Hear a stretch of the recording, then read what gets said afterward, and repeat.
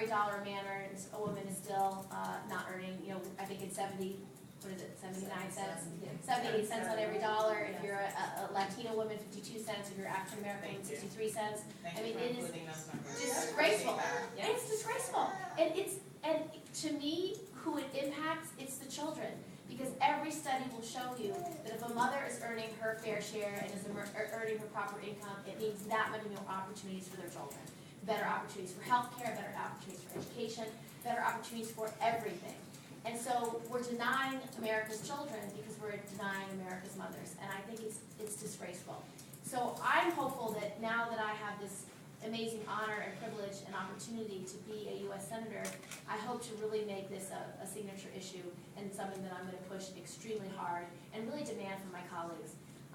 I spent this last year and a half really focused on repealing Don't Ask, Don't Tell as what I believe is one of the civil rights marches of our generation and something that goes to fundamental equal rights and equal justice. I think fair pay is exactly the same. And so I'm hoping that we can repeal Don't Ask, Don't Tell by the end of this year and then continue to move on our gay rights agenda, but also continue to move on our women's rights agenda. But this year and a half has not been a good year and a half for women. I mean, we just, this is, to have this Stupak amendment pass the House left me speechless. It was so offending and so disturbing that it made me realize how little power women have in this country today. And that we are not fighting for our rights sufficiently. We are not amplifying our messages sufficiently. We are not being heard sufficiently.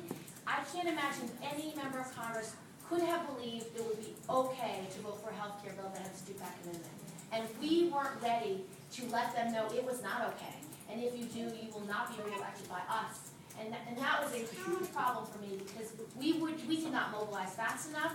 We were not prepared for a battle, and it happened so quickly, and we turned around and had just passed one of the most egregious amendments I've ever seen, certainly in my lifetime. Now, that's why in the healthcare debate, I made making sure the Stupak amendment was not in the Senate bill my #1 priority.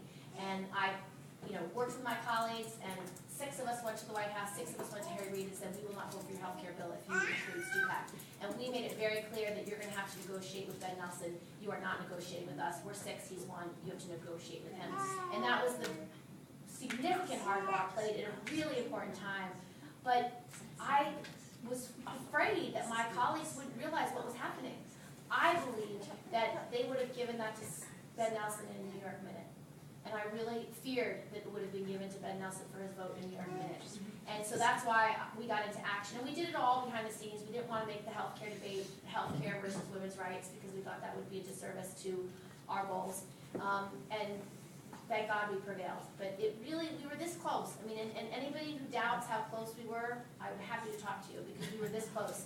And those are significant rights. We still, to even start with that, status quo is where we want to be. It's not where we want to be.